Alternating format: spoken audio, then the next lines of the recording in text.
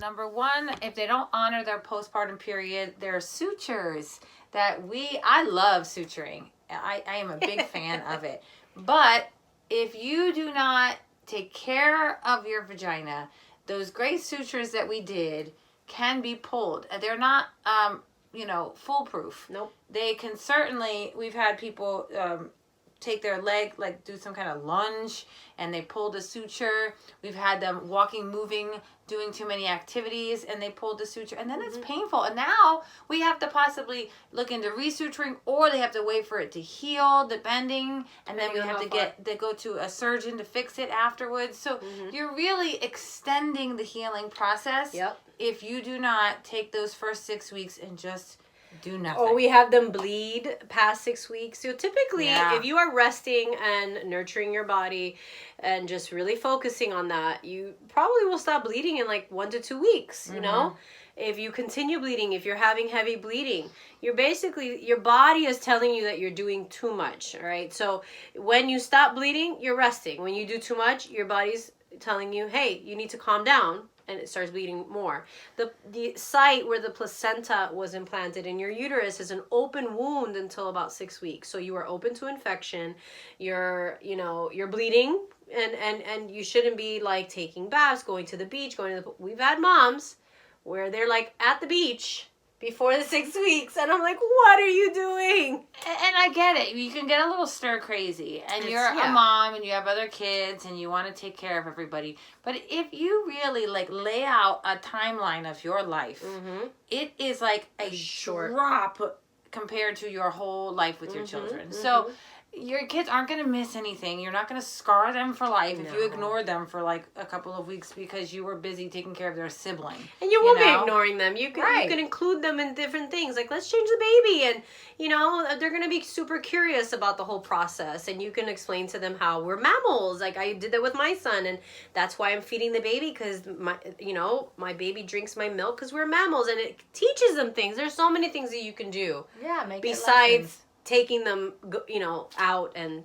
tearing your suture up. Yeah, and then what are we teaching our children at that point? Right. We're teaching them that we not to honor the postpartum period. And not to rest. And we're going to want them to. I know if my daughter tries to get up, I will not be happy. Right. Yeah. And the society and stigma. So the stigma of, you got to bounce right back, and I got to fit into my skinny jeans right away. Or these unrealistic expectations of certain jobs. Yes. When they can return to work. How many people do we have? Oh, can you write me a letter to go back? No, I don't want to. No. I do not want to write you a letter. No, I've had moms that they're like, at 4 weeks, that's a month. You're not even healed. Like your poor boobs are still raw. Yeah. It's unfortunate, and one of the biggest issues is the fact that our country does not have a good maternity leave. There's nothing there for our moms, and especially our working moms. And I know that firsthand. I had to go back to my job at 6 weeks on the dot with my first baby, and it was tough. I remember I was still bleeding because I was probably doing too much, and I was nursing. I was emotional because I didn't want to leave my baby, and I wish I had more time. Not healthy as well. Yeah, it was. So physically, you're damaging yourself, but also emotionally, you have so many different hormones going through your body. And then, the baby is keeping you up all night, so you haven't slept, and you've got all these crazy hormones going through your body. Oh, I see people commenting I did way too much. Yeah, postpartum depression is real.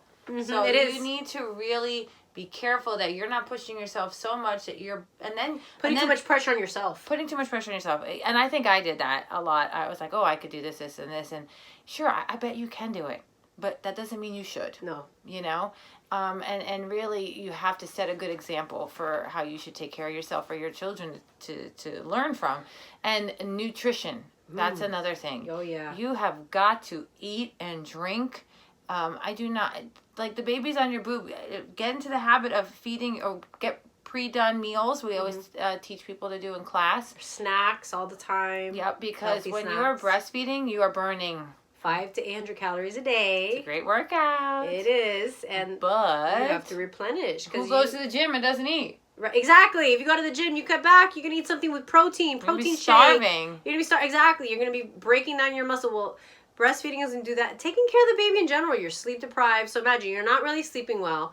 Then on top of that, you're burning 500 to 800 calories. And then on top of that, you are, just running around. You do actually forget to eat sometimes, because I remember I was guilty of that. Oh, yeah. I would forget to eat. I was nursing. I had to take care of my other son. And by the time I looked, it had been like 6 hours and I hadn't eaten anything. Yeah. So, and that's not good, because then you feel just yucky.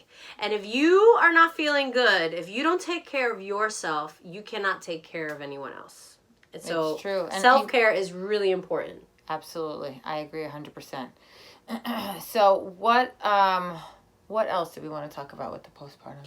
Well, the fact that, postpartum, we always try to talk about it in our classes, but it's really not talked about enough. So talking about it with other people, if you know moms that are pregnant and going to have a baby, maybe talk about different things. Like, instead of putting all these things you're not going to use on your baby shower list. I'm over these baby shower lists. Put maybe I need a postpartum doula. Oh, yeah, that's a good one. Like, if you don't have a village, then pay a village. Right, because, nowadays, our families live all over the country, all over the world. So, and we understand that. There's some people that come here and they have no family at all. But there is still help, okay? And postpartum doulas are a great help. I mean, it is just amazing. We had our Meet the Doula night today, and we were talking about it, and people don't really understand how important that is. And I know you can get that as a gift for somebody. Absolutely. I know that I could have used one for sure. I would have liked one as well. Yeah, they help you around the house. They'll help you with getting some snacks if you're busy with the baby. They can help you get some sleep, get a shower in. Sometimes they'll have the baby, and if the baby needs to nurse, they'll bring the baby into the room while you're sleeping, nurse the baby, take the baby out, change the diapers, help you with the laundry. That way when you get up, would be good. It's not like a disaster in your house. You get up and you're like, oh, I can still rest, and I can eat, and I can focus and function. And, especially if hubby or your partner has to go back to work really soon. That's the other thing I've noticed. Yeah. Partners do not get any leave. Barely anything. Very few jobs offer partners leave of absence. Yeah. For when they have a baby, and I think that affects the woman now, because now she's left at home alone. Yeah. And no one to be there to help her, and her one help is got to go back to work to make an income. Exactly. It's just it's a downward spiral. So let's bring back the lost art of womanly care for the postpartum period. Let's start developing the village. If not, have your friends be your village. Pay a village, get a doula, whatever you can do. But really, don't push yourself. You're only going to regret it later. Enjoy this little window of just being able to spend time with your newborn, smelling the newborn and being naked in the bed and not having to worry. And, they're not going to be that small forever. And then they're going to crawl, and then they're going to talk back, and pain in the ass, or then they're going to be 14 and put their nasty armpits in your face. Right. Think or it's they're going to think farting is really cool, and you just want to vomit all over them. So I think just remember that newborn stage and enjoy it while you can. That stage. Yeah. We both have teenagers now, and it's real fun. Attitude is, you do not want that. Okay, so next week are we gonna do it?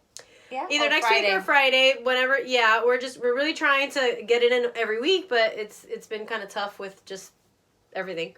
Well, what we wanted to talk about, because we had somebody mention how do we do it all? How do we have our midwifery career, be moms, and have friendships, and have our partners.